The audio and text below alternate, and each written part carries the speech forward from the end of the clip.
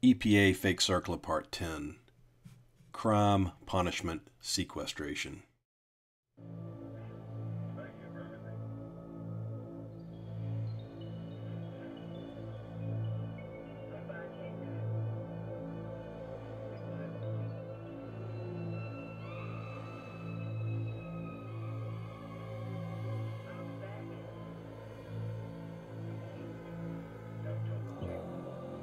It's not even about the fox guarding the hen house. It's what the fox did to the hens.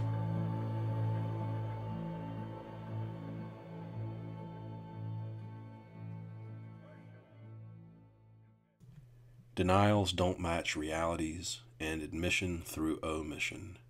Recently, our current remedial project manager at the CTS site, Ms. Samantha Urquhart-Foster of EPA Region 4, denied that EPA staff had been served subpoenas. Now, you have to be a master wordsmith to parse things like this. The Asheville Citizen-Times, February 23, 2012 edition paints a different picture. It's an article by Joel Burgess. Remember the North Carolina House Select Committee hearings? What we've been detailing with the last couple of documentaries? Well, here's what Joel Burgess wrote. A state house committee investigating a Buncombe County hazardous waste site has taken the rare and possibly unprecedented step of issuing subpoenas for federal environmental regulators based out of Atlanta. Yeah, that says that those subpoenas were issued. First time in state history that federal officials have been subpoenaed. As far as we can tell, it's the first time in U.S. history that U.S. EPA officials have been subpoenaed by a state. And who were those making history? Those issued subpoenas were Carter Williamson, who was with the removal and oil section of the regional office, Jennifer Wendell with the site evaluation section, on-scene coordinator Samantha Urquhart-Foster, and site evaluation chief Don Rigger. Those are the four that made history. And it's a far cry from the halcyon days of 1998, when the EPA was recognizing its National Notable Achievement Award winners. Sort of served as a who's who for the CTS of Asheville site when it comes to EPA Region 4. Well, there's Don Rigger, the on-scene coordinator of the year for Region 4. And the question is, how could the on-scene coordinator of the year in 1998 come on to the CTS of Asheville scene in 1999 and have that colossal screw-up where he created a CERCLA site out of thin air for the victim's property with the assistance of none other than Fred Stroud, the first on-scene coordinator at the site? How would that be possible? As you know, CTS of Asheville was a pre-existing CERCLA site. It was bifurcated by Don Rigger and Fred Stroud on August 23, 1999, when they created the Mills Gap Road groundwater contamination site under the auspice of an emergency event that they filed with the United States Coast Guard National Response Center. It wasn't a screw-up. Maybe the 1998 plaque acted as some sort of defense. And speaking of Fred Stroud, there he is as part of the Superfund Team of the Year award out of Region 4. Now, why would Fred Stroud have such a short tenure at the CTS of Asheville, the Mills Gap Road groundwater contamination site? Why would he only serve several months?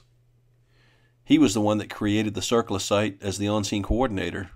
Was that to provide plausible deniability for the next on-scene coordinator, and the one after that, and the one after that, and the one after that, and you can go to 8 because we've had 8 total on-scene coordinators. And look, there's Greg Powell. Remember, Greg Powell was the one that supervised the use of the Tagabus in 2007, which conveniently missed the Rice property, the actual property owners for the Mills Gap Road groundwater contamination site.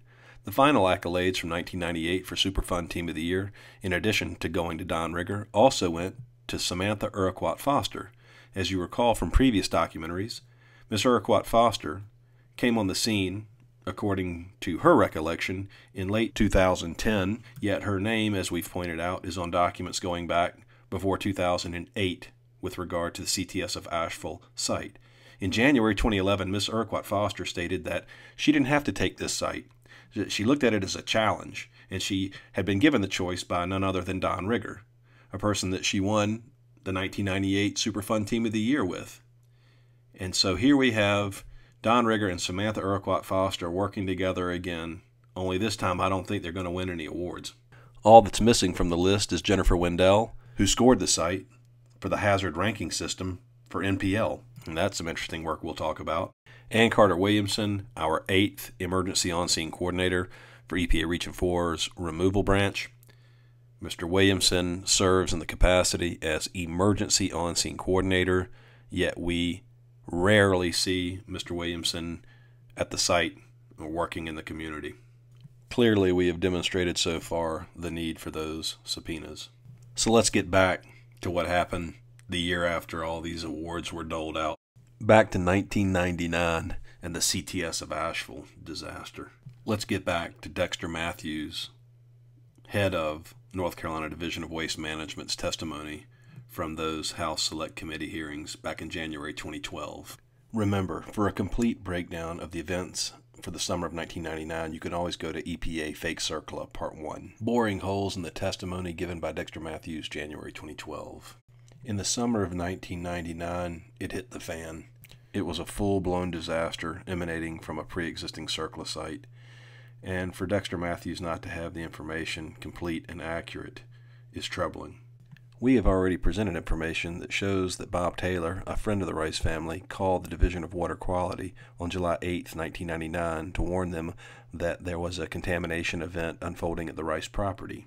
This is very important because the Division of Water Quality came out and sampled not on July 12th. They came out and sampled on July 9th first, and it was followed by the July 12th testing. This is the hand-drawn map from Chu Chi and Max Hayner from the Division of Water Quality. They've drawn the CTS building, they've listed the Rice driveway as the first driveway after CTS, and they provided a slope profile of CTS in relation to the Rice property. This was from July 1999. Max Hayner and Chu Chi sampled on July 9th, 1999 at the ditches with the oil sheen next to CTS. Max Hayner and Chu Chi were sampling on July 9th, 1999. And why exactly is it important? Why wouldn't EPA want Mr. Matthews to have that date in his presentation? Was it because Chu Chi and Max Hayner were standing in the exact same spot that EPA was standing with NUS on June 26, 1990? This is 9 years after EPA had accessed the Rice's property without their knowledge and taken a sample above their drinking water source and gotten a contaminated hit of 1,100 parts per billion of DCE. This is 9 years later when Max Hayner and Chu Chi are sampling in the exact same spot. That's why EPA didn't want anybody to know about that. You bet it's awkward for EPA Region 4. What if in 1990 they had followed the same protocol the Division of Water Quality used? What if they had informed the Rices in 1990 of the sample result? What if they had ascertained the water source for the Rices? Could all of the hardship and heartbreak for the Rices and the Robinsons and others been avoided? That's what they don't want to talk about. Remember this sheet, the rationale for sampling locations? There's CASDO2, that's on the Rice property. See where it says a sediment sample was collected from a small stream draining the east side of the property at a depth of 0 to 2 feet, and it was collected to determine the extent of sediment contamination down gradient of the site, being CTS. It was taken on June 26, 1990 at 9:30 in the morning. Boom. 1,100 parts per billion of dichloroethylene. Jump forward to July 9th, 1999. Sampling underway 9 years later. It's the first sampling done since June 26, 1990. Don't forget, EPA was notified by the state June 18th, 1990, that CTS had contamination on the site, that the Rices were having health problems since they installed a new well, and that their well was contaminated. Remember that? It's only 9 years after that warning in writing was submitted that the Rice's water was finally tested. And for the record, there's always the July 10th, 1999 Citizen Times article from Clark Morrison. Yet this is about Bob Taylor calling to report an oozing contamination. And this is where Max Hayner was saying that CTS was at the top of the list for the suspected source. Yeah, the headline even talks about how the residents thought it was a defunct plant, which would be CTS, that was responsible for it. There's your proof. July 10th, 1999. Clark Morrison made one mistake. The Rices, Terry, Larry Jr., their families, the Robinsons, and others were not on city water. They were in harm's way and had been. Even staff photographer Steve Dixon got it right. A spring basin polluted with an oily substance. The former CTS plant on Mills Gap Road is considered a possible source of the contamination. A source of contamination that led to the Rices being exposed to 21,000 parts per billion of TCE. That was 7,000 times the state's MCL for TCE. Mr. Matthews testified that on July 28, 1999, 9 nearby potable wells were sampled by the Division of Water Quality. One well was found contaminated, belonged to the Robinson family. It served 2 homes, one with Ethel Robinson, who died of pancreatic and liver cancer. The not-so-funny thing about this is those 9 wells were all within half a mile of the CTS site. Remember all the references from 1989, 1990, 1991, that the nearest well was believed to be 4,000 feet away? How do you come to that kind of belief? Once again, we have Clark Morrison, Asheville Citizen-Times. Headline: Neighbors near CTS site want wells tested for chemicals. Shirley Harrell doesn't know how she contracted the cancerous growths that invaded her sinuses last year. Same for the throat cancer that her husband, Carl, was treated for. But the Harrells live within a quarter mile of a site where extensive groundwater contamination was recently discovered, and they've gotten their drinking water from a well for close to 30 years.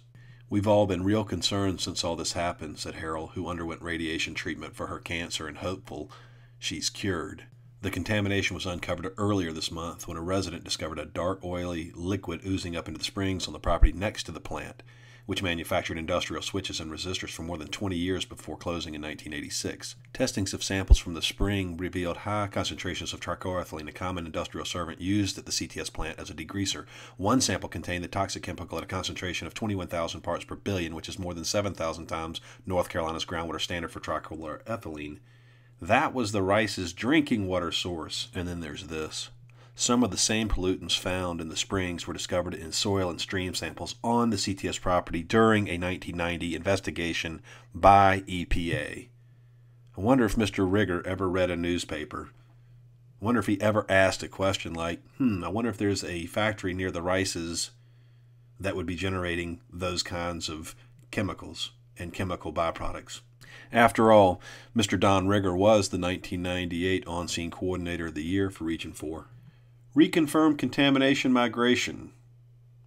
Linked it to the pre-existing CTS CERCLA. CTS of Asheville had been pulled from circles by Matt Robbins August 22, 1995. Now it gets dicey for Fred Stroud and Don Rigger, with support from Jennifer Wendell.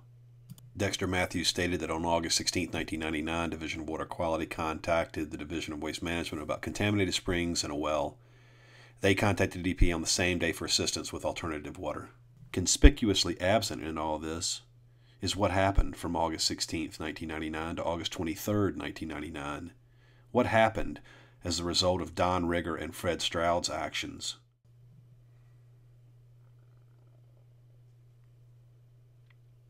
This is the letter from the state of North Carolina. You can tell because of the way it was binded and the fact that it's not redacted. There's page 1, page 2, and then page 3.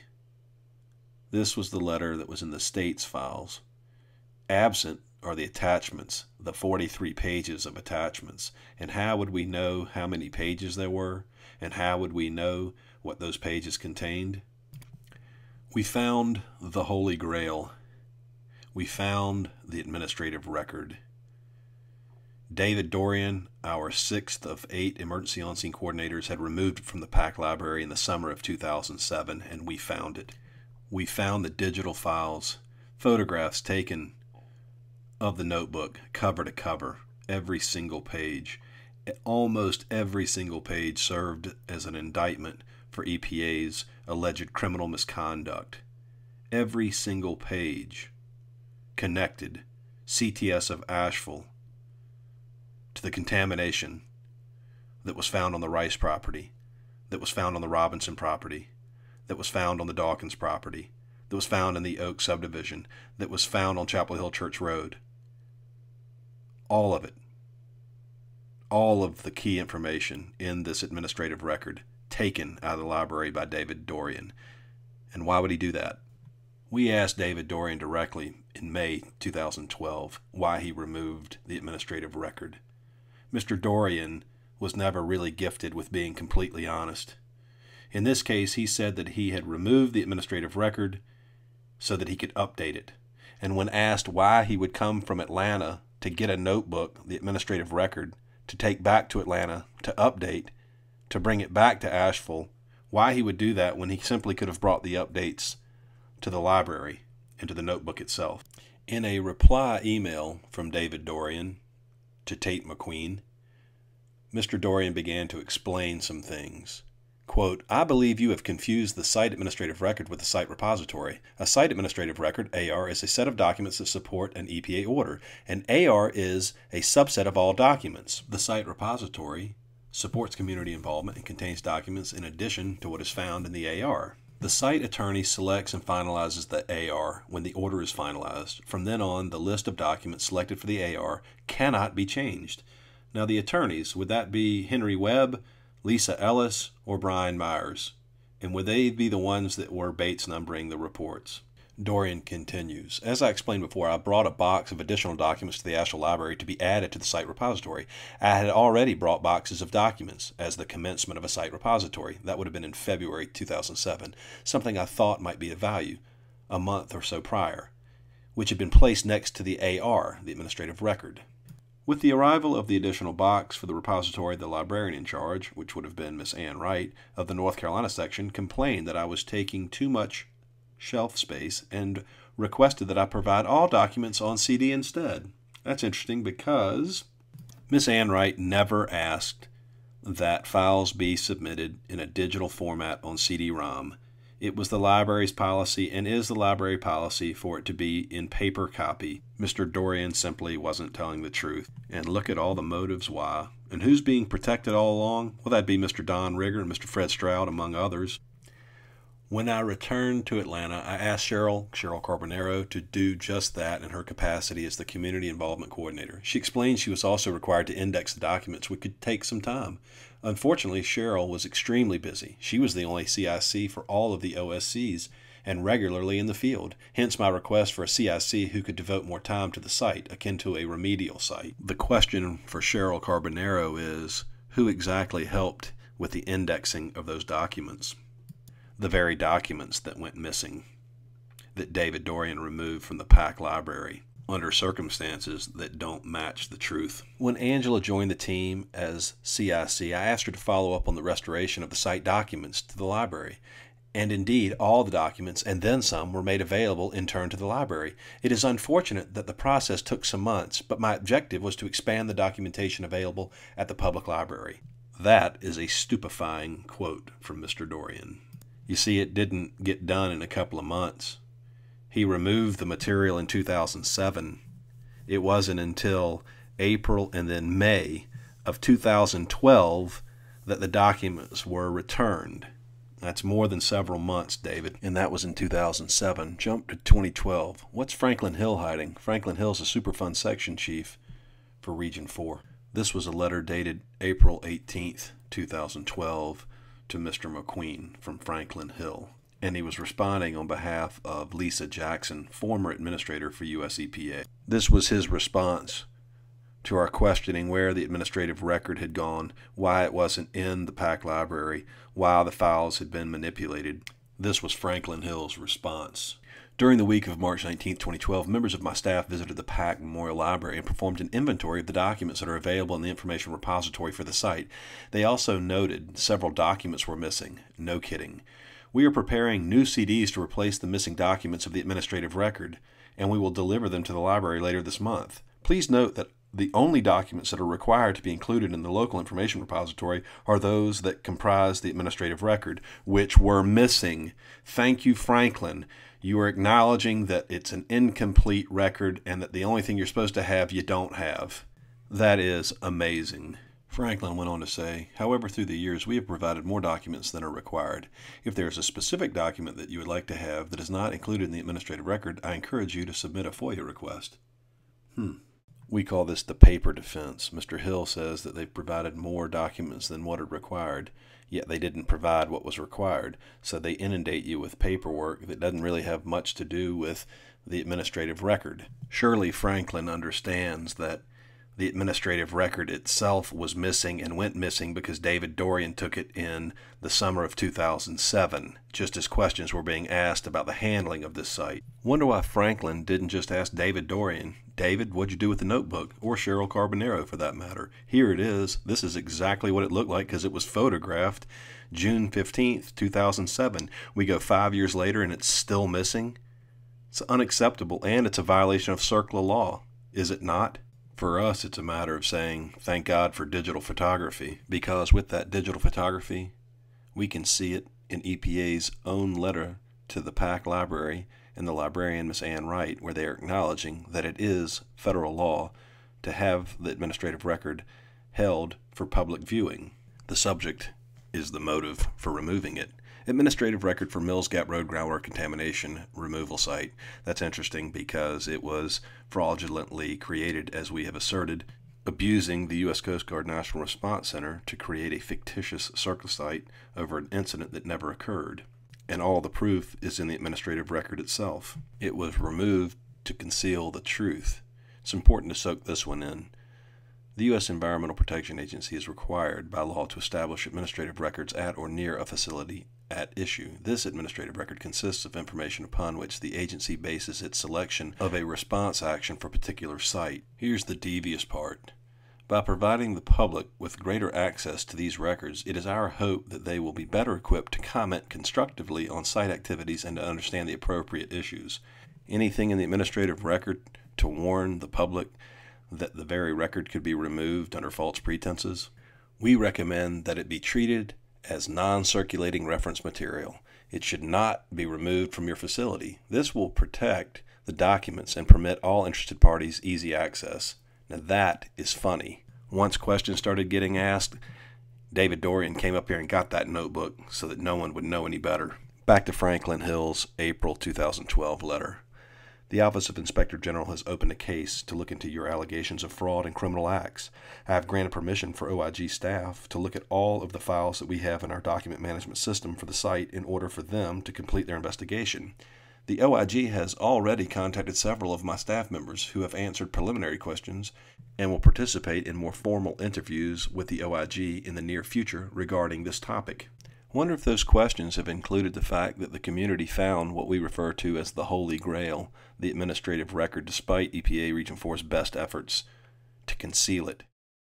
The very administrative record that Franklin Hill says that they're required by law to have in the library. The files went missing for almost 5 years, and here's Franklin saying that they're preparing new CDs to replace missing documents of the administrative record to be delivered at the end of April. That's an interesting and ironic situation for Franklin Hill, Director of the Superfund Division for EPA Region 4. This was an email sent by Tate McQueen on May 29th, 2012. I'm at the PAC Library looking at the documents that Franklin Hill said would be here by the end of April and delivered 3 weeks late. You guys at Region 4 have only made things worse. There are more documents missing, not less. You guys surely didn't go shredding, did you? Stay tuned. Tate. This was the letter dated May 22nd, 2012 from Angela Miller on behalf of Franklin Hill, sending the compact disc of information to go into the library. Here it is. The administrative record that David Dorian removed from the library in the summer of 2007 had 10 files. He ended up digitizing them in the first week of June 2007. There were only 10 files. How hard could it be to put 10 files together on a CD? EPA Region 4 didn't give 10 files. They provided 82 files. Now, they were supposed to be returning documents that went missing. Of course, David Dorian is the reason they went missing. 82 files. It's an interesting tactic they use. Remember we talked about how they inundate you with paperwork? They inundate you with paperwork so that you won't catch some of the things that they've done in times like this. What else could you deduce from the most basic investigation? What other conclusions could you draw? Let's have a closer look. When you open the CD, you notice 82 files. 82 files, all of them loaded on April the 16th, 2012. all of them loaded that day. And yet the ones that were most important were withheld again. File number 35185, the PDF, that's from the 1990 Phase 2 FIT SSI screening. Mr. Hill in EPA Region 4 sent the 31-page copy. The 31-page copy was short by 165 pages. EPA sent the report that was out of order with the charts that ended in mid-sentence without the references, without the appendix. Why would EPA Region 4 submit the same document that was missing 165 pages? What exactly are they trying to hide? They've already been busted trying to hide it, and then they submit the same report. Is it because they don't have the original? Where did it go? Here's the letter to Pat DeRosa in March of 1991 about that very screening site inspection, Phase 2 from NUS and EPA, where they trespassed on the rice property, where they found the migrating contaminant. That's the EPA's copy they sent to the state. It wasn't 31 pages, it was 170 pages, which still leaves it 26 pages short. In 2007, EPA's version was 165 pages short, and in 2012, EPA's version was 165 pages short.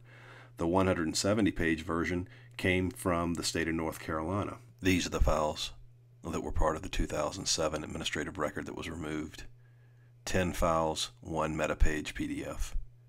Look at all the ones that were missing in Franklin Hill's updated disk of information to replace what was missing. In March of 2012, EPA Attorney Brian Myers denied that the report was any longer than 170 pages. EPA Region 4 had denied that it was any longer than 31 pages. Now they were denying that it was longer than 170 pages. And when it was pointed out that in Jennifer Wendell's HRS scoring for NPL, reference 21 was to Stephanie Fine as the project manager for NUS Corporation. That was the report. She prepared it. And if you look carefully, it says that that report was published on February 22nd, 1991, and it stood at 196 pages. And Mr. Myers said that that was just one reference. Keep in mind, Mr. Myers never produced EPA's copy on 170 pages. They only produced the state's copy. During the phone call in March of 2012, when Brian Myers denied the report was any longer than 170 pages, he said to look at Appendix C on page 154. It was a site inspection report, and that demonstrated that that was the full report. He didn't bother to point out that the binding was different, that it was the state's report, and he didn't bother to say that this one wasn't Bates numbered, because they've never produced one that was Bates numbered past Bates number 0031. EPA's version ended with the tables out of order, and the last page with text ended in mid-sentence. Mr. Myers was instructed to look at page 162 of the 170-page state version. This was the potential hazardous waste site inspection report. It talked about the fact that they took 1 groundwater sample, 2 surface water samples, 15 soil samples, and that the results would be ready in September of 1990. These were all part of NUS and EPA's sampling. At the bottom it says sources of information, log book. What's missing from this report are the 26 pages of that log book. Ironically, Mr. Myers on March 16, 2012, sent communications to Congressman Schuler stating that in reference to the log book mentioned in Appendix C of the SS Phase 2 report, EPA is unaware as to the location of this logbook. EPA has thoroughly searched its records and has been unable to locate this logbook. The very logbook that 72 hours earlier didn't exist, according to Mr. Myers. And now it exists, but they can't find it. Then again, they haven't been able to find the copy that they sent to the state. They've only been able to produce the state's copy. And of the 82 files that Franklin Hill and Region 4 presented by way of CD-ROM in May of 2012, only 1 file was from the 1990s pertaining to the CTS of Asheville site. They doubled down and withheld even more. Look at all the files that Mr. Hill and EPA Region 4 shorted the updated disk of information that was sent to replace the missing information that David Dorian had caused to go missing to begin with. You would think the people who are paid to take this stuff seriously would have pegged it faster than our community did in the investigations that we have done. On June 1st, 2012, I sent 2 emails to Angela Miller, U.S. EPA Region 4. Angela, the disk you sent to PAC Library at the behest of Franklin, did you review it before you sent it FedEx? Do you know what is missing from it? Do you know what this looks like? As the CIC, are you going to replace the administrative record that was contained in the notebook that David Dorian has admitted he removed back just after June 16, 2007, right as questions began coming from Rebecca Bowe with the Mountain Express? I wish you guys could unplug and do what is right here, but your latest community flyer shows just how committed you guys are to advancing Don, as in Don Rigger's agenda. Sincerely, Tate McQueen. Later that day, I sent Angela a follow-up email. Angela, the disk you brought back to the library is missing even more documents that were contained in the administrative record that David Dorian removed from the library in 2007. The documents that are missing are very important documents, and the report from 1990 investigation, which at the trespassing on the Rice property is still incomplete at 31 pages, when it should be a total of 196 pages. We want to know what you're planning on doing at Region 4 to get the requisite documents where they should be. I think you know how bad this looks to have the investigators and elected officials looking into this, and for the disk to be returned to the library minus even more documents that are the most damning of all. I am concerned that you may be in a position of being asked to do things that are not exactly keeping with legal doctrine, and so I hope that you will help facilitate getting the rest of the materials to the library. And I hope you guys have a good weekend as well, and look forward to hearing back from you real soon. Thanks, Tate. This email was 3 days after I had sent the one on May 29th, alerting Angela Miller and Samantha Urquhart-Foster that I was in the PAC library looking at the materials and that they had shorted the records even more than the original missing reports, the missing reports in the administrative record. Which documents were missing? Why is it important? And why keep bringing up the past? Question we always get. Why keep bringing up the past? We have alleged that all current activities and activities dating back to 1999 are under the direct influence of Don Rigger and a rogue element at EPA Region 4 that has sought to conceal how badly they mismanaged the site and the fact that they're trying to hide their culpability for the health liability and the property liability and the damage to the environment liability. And they have engaged in violating CERCLA laws to the core that they are sworn to uphold, that they have engaged in fraud, corruption, misappropriation of public funds, and a dereliction of duty that has led to the reckless endangerment of the people living near the CTS of Asheville site. And to date, they have not made a single legitimate refute of the claims that have been alleged against them.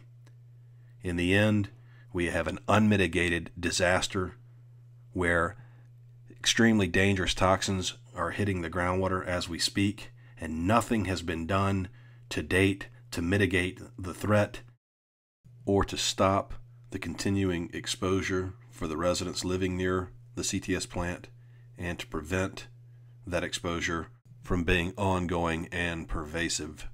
It represents the worst type of abuse by US EPA, and all along the proof of the wrongdoing was in the administrative record that David Dorian came up and got just after June 16th, 2007, after it had been in the library for less than 60 days. It was a violation of the law, federal law, to take that administrative record out of the library, and it was taken just before the Mountain Express began asking hard questions about the handling of the CTS of Asheville site. And it was all because one man from Weaverville got involved and started asking questions, standing up for our community and getting other people involved. It all comes back to intentionally mismanaging the site. We have free product that is interfacing with the groundwater table. We have an ongoing disaster that has never been properly addressed because it's all been about hiding the reality. Removing the administrative record and the files that were contained in it make the most compelling argument. So what files were missing? As we address that, just remember Rigger's words from September 2010. Why should that family not be relocated? No, a couple things. I was personally involved in the screw up to have two sites, and I can tell you how it happened. I'm sitting in Atlanta. I don't remember the date. Somebody read me something today. I think it was in August of 1999, and I was on call for emergency response. The phone rang, and it was somebody from Jim's office, and they had data from drinking water, a spring and a well up here that was hot. And when we get that, the first thing we do is get the people on bottled water until we can figure out a more permanent solution, which in this case was to hook them up to city water. Well, I'm sitting there in Atlanta. I don't know. All I know is the address of where we need to take the bottled water. I don't know that CTS is next door. I didn't have the benefit of that. So I wrote on the procurement request for the bottled water, Mills Gap Road site. That's what I called it. And that got its own number and everything else. And so, you know, that's a mistake, and that's how it happened. And so, in the spirit of going forward,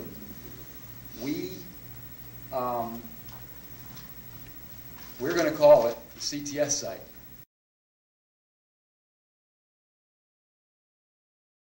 This was Don Rigger, 1998, Region 4 On-Scene Coordinator of the Year. And here he is in 2010 using the screw-up defense. And you know it doesn't work. And no one would have ever been the wiser had we not found the administrative record files. No one would have ever known, and they could have gotten away with it. These are the files that were part of the administrative record that David Dorian took from the library the summer of 2007. Here they are. And here are the files from Franklin Hill's disk, sent in May 2012. Franklin's 2012 disk had a grand total of 2 files from David Dorian's 2007 disk. Only file 35185 and 10503463 were on Franklin Hill's disk.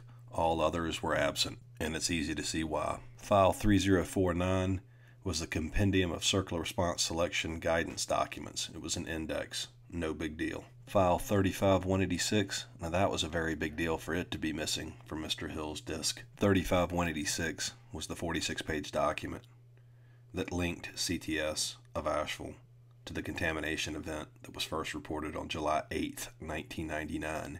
In the second paragraph alone, it referenced CTS 7 times. This was the letter from the state asking for an immediate removal evaluation. The state provided EPA's own CERCLA ID number for CTS of Asheville. The state described in detail the proximity of CTS of Asheville to the contaminants that were being found and described on page 2.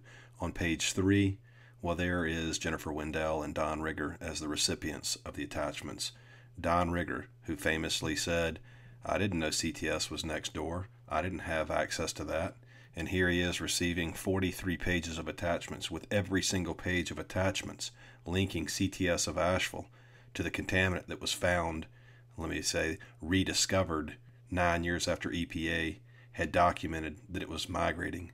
The very first chain of custody showed that it was the location at Mills Gap Road, and the site was CTS. And now you know why EPA removed that file, along with the others in the administrative record. They didn't want anybody to know what had happened and how badly they had handled it.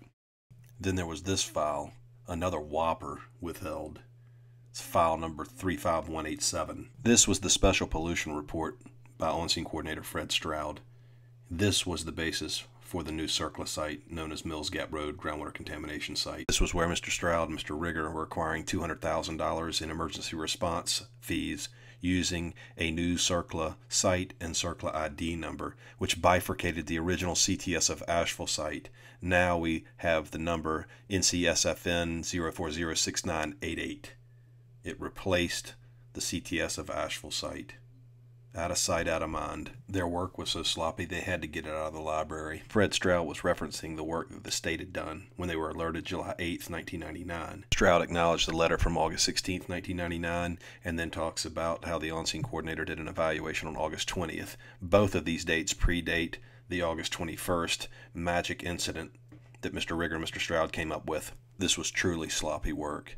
See where it says on August 20th, 1999, the on-scene coordinator determined that a public health threat exists at the site. Mr. Stroud and Mr. Rigger both knew that on August 20th, 1999, the source of contamination was coming from CTS of Asheville, a site that was in EPA's inventory and a site that had documented migrating contaminant going back 9 years when it was found on the Rice family property. Here was one motive. They had been there 9 years earlier, they had sampled, they had confirmed, and they failed to tell the family. They failed to protect the family. The other motive was in 1999, Southside Village was under construction. They could have issued a cease and desist order for the construction, but that would have cost people their jobs, even if it meant doing the right thing, after so tragically failing the Rices and the Robinsons and all the others in our community. The next file is 1050-3460. It's an introduction to the fact that EPA is required by CERCLA law and SARA to make sure that they have the administrative record. Next was file 1050-3461 and 62. This was the administrative index from the Mills Gap Road groundwater contamination removal site, and then there is the indexed pages and how they are filing them with their Bates numbering. Now, to quote a new acquaintance, this is a really big effing deal. It was file number 1050-3464. How to create a CERCLA site out of thin air. The shortcut would be to ask Mr. Rigger and Mr. Stroud. The answer, though, is all you have to do is submit an incident report to the U.S. Coast Guard National Response Center. In this case, it was incident 495984. Incident description.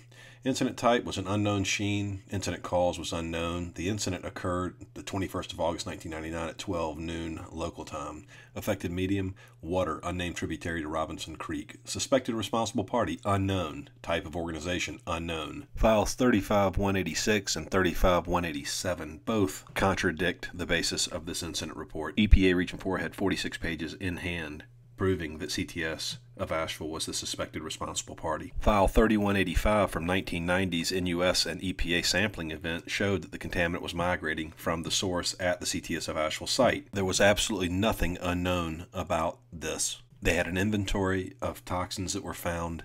They had an ongoing toxic disaster coming from the CTS of Asheville site, and this was all an elaborate ruse to bifurcate the original site to conceal the mistakes that they made, the mistakes that EPA Region 4 made. Rigger and Stroud even used Mrs. Rice's home address at 273 Mills Gap Road instead of where the water was delivered. Just another hole in Mr. Rigger's explanation from September 2010. 10 minutes after this incident was reported on the 23rd of August, EPA Region 4 was contacted by the National Response Center for the U.S. Coast Guard. Mission accomplished. They were able to create a brand new CERCLA site and drop it on the victim's property and hide all of their mistakes until we found out what they really did. And it was all in their administrative record. How ridiculous and silly Mr. Rigger's explanation seems now. Creating multiple CERCLA sites for the same source of contamination emanating from CTS of Asheville. And this doesn't even count the CTS-Asheville site he created. And Mr. Rigger wasn't done yet. This was the last file, 1050-3465. It was the announcement for the availability of the administrative record for the Mills Gap Road site in Asheville, North Carolina. That's ironic. It was available for less than 60 days. David Dorian came and got it, and now you know why. You know why it was removed in June of 2007. So much for the availability. The administrative record file includes documents that form the basis for a selection of a removal action. A removal action is a short-term cleanup intended to stabilize a site that poses an imminent and substantial threat to human health or the environment. That's what this site was, is, and will be, as long as these corrupted officials control the day-to-day operations at the CTS of Asheville site. Even this document posed a threat because it described the Mills Gap Road site as occupying an area of approximately 57 acres and contains a large one-story structure situated on about 10 acres of maintained grounds. High levels of chlorinated solvents were identified in 2 springs and 1 domestic well that happened to be next door to the 57 acres that were on the private property that EPA trespassed onto to take a sample on June 26th at 9:30 in the morning at CASDO2. They never told the Rices that they were there. They never told them that they were sampling. They never told them the results. They never verified their water, and they left them hanging for 9 years. This is what this is all about. It's called environmental justice. You understand why Franklin Hill didn't put these files in his disk that he sent in May 2012, right? After we notified Angela Miller and Franklin Hill on May 29th and on June 1st, 2012, they submitted the missing files on a disk June 5th, 2012. Almost 5 years to the day they went missing. And if you think this is bad, it gets worse. You'll never believe what documents were still left out. We're setting the record straight from Dexter Matthews' testimony in January of 2012. We've put to rest the things that took place in August of 1999. And as we get to April 2000, and you'll see some things that will floor you.